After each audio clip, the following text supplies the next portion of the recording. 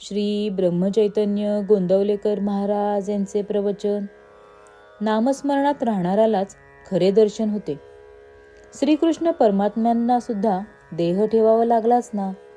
निराकार असले तरी साकार झाल्यावर त्यांना सर्व काही आलेच की. रूप आले, गुण आले, सर्व काही आले आणि मग व्यवहारामध्ये सर्व करणे आले. तसेच ते साकारात आले म्हणून त्यांना जाणे हेही आलेच.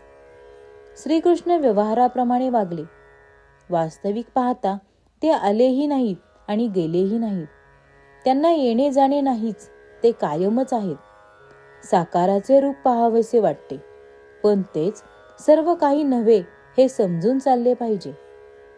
भगवंताला पाहायचे असेल तर त्याला देहात पाहून चालणार नाही, असे श्रीकृष्णाने उद्धवाला सांगितले आणि त्याला ज्ञानाने समजवले.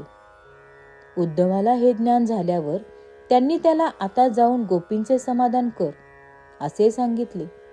त्याप्रमाणे गोकुळात जाऊन तो गोपींना सांगू लागला की तुम्ही श्रीकृष्णाला देहात पाहून प्रेम केले, हे योग्य झाले नाही, तुमची चूक झाली. अशा रीतीने देहाबद्दल त्याने तिरस्कार उत्पन्न करण्याचा प्रयत्न केला. त्यावर गोपींनी त्याला म्हटले की तू आपला वेदांत जिथे कोणी नाही तेथे जाऊन सांग. श्रीकृष्णाला देहात पाहून आम्हाला जे मिळाले ते आमचे आम्हालाच ठाऊक, ते तुला मिळणे शक्य नाही. गोपींनी श्रीकृष्णावर जे प्रेम केले ते देहाला विसरून केले. त्याच्यापुढे त्यांनी सर्वस्व तुच्छ मानले आणि त्यामुळेच श्रीकृष्णालाही गोपींवर तसेच प्रेम करणे भाग पडले. गोपी त्याला अनन्य शरण होऊन राहिल्या. तसे प्रेम करावे. जो नाम घेतो तोच खरा स्मरणात राहतो आणि त्यालाच खरे दर्शन होते आणि ते रोज सतेज होत असते. देहाचे दर्शन हे विसरणारे असते, म्हणून नाम घेत राहा, म्हणजे खऱ्या दर्शनात राहाल. सगुण मूर्ती नेहमीच आपल्याजवळ राहणे शक्य नसते, पण तिची खूण भगवंताच्या नामात आहे. म्हणून आपण नाम घेतल्यावर भगवंत आपल्याजवळ आल्यासारखा आहे. भगवंत सगुणामध्ये असताना रावणाची किंवा दुर्योधनाची बुद्धी पलटू शकली नाही.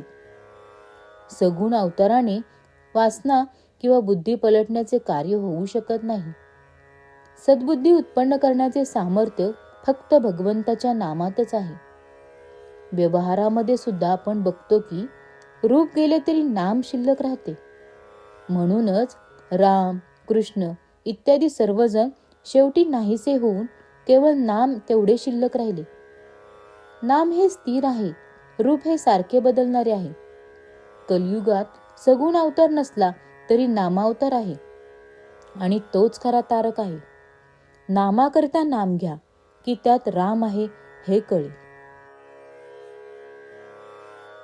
श्रीराम जय राम जय जय राम.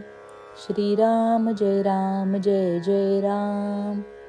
श्रीराम जय राम जय जय राम. श्रीराम जय राम जय जय राम.